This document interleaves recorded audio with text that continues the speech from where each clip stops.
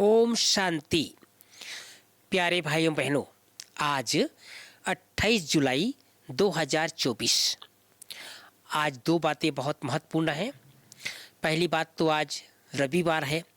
हम सभी प्यारे अव्यक्त बाप दादा से मधुर महावाक्य रिवाइज डेट की सुनते हैं।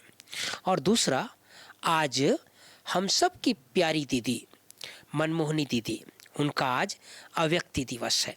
मैं हमेशा कहता हूँ, हर माह का अपना अपना महत्व है।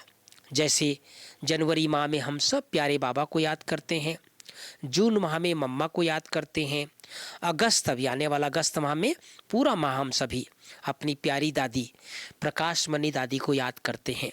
और ऐसे ही जुलाई माह में हम सब की दीदी मनमोहनी दीदी, बहुत से जो नए भाई बहन हैं उनको उनके बारे में कम जानकारी होगी, लेकिन मैं थोड़ा सा बता देना चाहता हूँ कि दीदी और दादी ये दोनों की जोड़ी थी।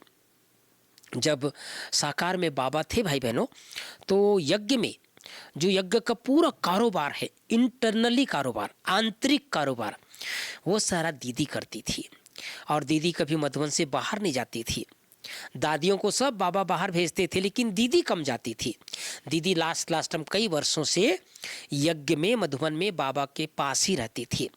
लेकिन ये संयोग कहो या ड्रामा कहो, जिस दिन बाबा अव्यक्त हुए 18 जनवरी 69 को, उस दिन दीदी यज्ञ में नहीं थी, दादी यज्ञ में थी। दीदी उन दिनों इलाहाबाद में कुंभ का मेला लगा हुआ था, तो दीदी वहाँ पर चक्कर लगाने गई थी।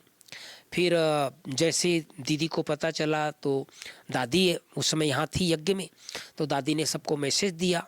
फिर दीदी आई।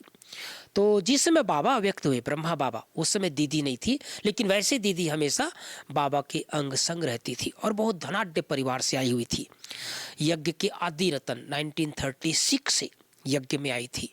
और उसके बाद जब बाबा अव्यक्त हुए तो दीदी और दादी को यज्ञ का पूरा कारोबार को संचालन करने की जिम्मेदारी दिया।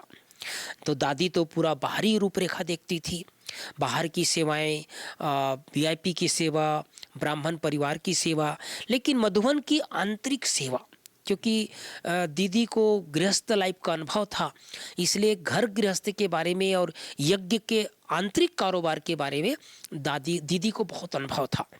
तो दीदी और दादी की दोनों की जोड़ी बहुत फेमस थी। दादी हमेशा कहती थी, दीदी भी कहती थी, हम सब दो आत्मा हैं लेकिन शरीर एक है, जिसमें एक है। तो ऐसी हमारी दीदी मनमोहनी दीदी, जिसे बाबा बहुत प्यार से याद करते हैं। आप सबको मैं थोड़ा सा और सुना देना चाहता हूँ। लास्ट में दीदी को तबीयत बहुत ख़राब हो गई थी। एक छोटा सा ट्यूमर था और उसके ऑपरेशन के लिए दीदी बॉम्बे गई थी।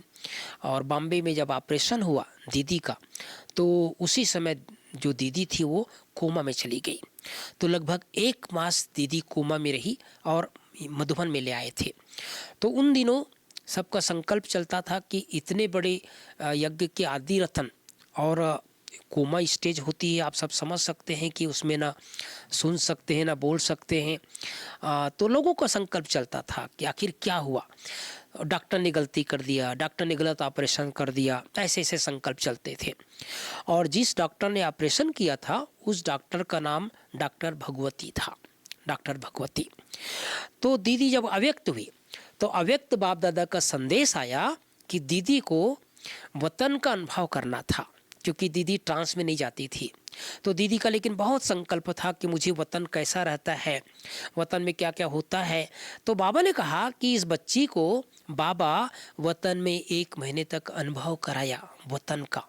और बाबा ने उस समय कहा ये सब ड्रामा अनुसार हुआ था, न इसमें डॉक्टर भगवती का दोष था न भगवान का दोष था।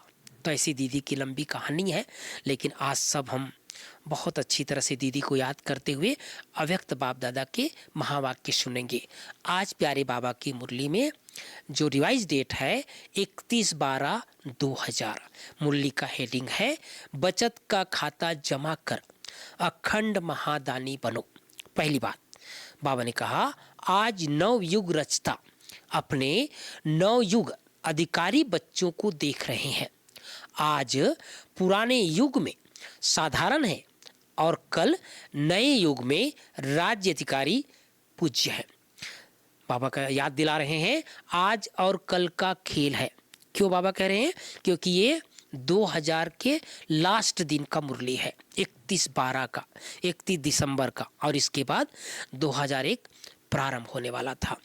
दूसरी बात, आज वतन में बाप दादा जगत अम्बा माँ को इमर्ज किया।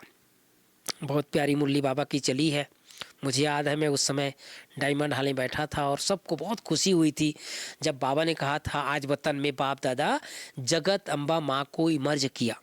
तो बाबा को उस समय खांसी आई, गुलजार दादी जी को। तो बाबा ने कहा आज बाजा थोड़ा खराब है। तो सबने उस समय ताली बजा दिया था, हंस दिया था। बाबा के लिए शरीर जैसे क्या है? बाजा है। तो बाबा जिसे बाबा बता रहे ना, बाजा अगर अच्छा न बजाने वाला बाजा ही खराब हो तो बजाने वाला क्या करेगा? तो बाबा हंसा रहे थे। बाबा करे आज बाजा थोड़ा खराब है लेकिन बजाना तो पड़ेगा ना, इतने हजारों भाई बहन आए हैं तो बजाना तो पड़ेगा, गुलजार दादी के रथ को चलाना तो पड़ेगा बाबा को। देखो आज बाप दादा और मम्मा ने मिलकर सभी के बचत का खाता देखा, बचत करके जमा कितना हुआ बाबा भी देख रहे थे, साथ में मम्मा भी देख रही थी। तीसरी बात, आज चंद्रमा और सूर्य का मिलन था तो जगत अम्बा माँ बोली एडवांस पार्टी कब तक इंतजार करे, क्योंकि जब आप एडवांस स्टेज पर जाओ तब एडवांस पार्टी का कार्य पूरा हो। कितनी सुंदर लीला है भगवान का भाई बहनों। वतन में बाबा मिल रहे हैं, मम्मा मिल रही है और मम्मा और बाबा दोनों चर्चा कर रहे हैं कि एडवांस पार्टी कब तक इंतजार करे। तो बाबा ने कहा एडवांस पार्टी का कार्य पूरा हो तब इस एडवांस स्टेज पर आ सकेंगे। चौथी बात, वरदान है प्राप्ति स्वरूप बन, क्यों क्या के प्रश्नों से पार रहने वाले सदा प्रसन्न चित्त भव। पांचवी बात, स्लोगन है परमात्मा प्यार में लवलीन रहो तो माया की आकर्षण समाप्त हो जाएगी। तो भाइयों बहनों, प्यारे बाबा की मुरली आज बहुत बहुत बहुत महत्वपूर्ण मुरली है। खास बाबा ने मम्मा को याद किया, मम्मा को इमर्ज किया और क्या क्या प्लान हम सब के लिए किए, क्या क्या आपस में चर्चा करते हैं। देखो एक तरफ लक्ष्मी की आत्मा, एक तरफ श्री कृष्ण की आत्मा और एक तरफ परम पिता परमात्मा, विश्व की सबसे पहला दूसरा तीसरा नंबर की आत्मा। कितनी सुंदर आपस में बैठकर बात करते हैं, वतन में चर्चा करते हैं और सुनो तो ऐसा लगता है जैसे हम सब कितने भाग्यवान हैं जो ऐसी ही भगवान के सुंदर महावाक्य को सुन रहे हैं।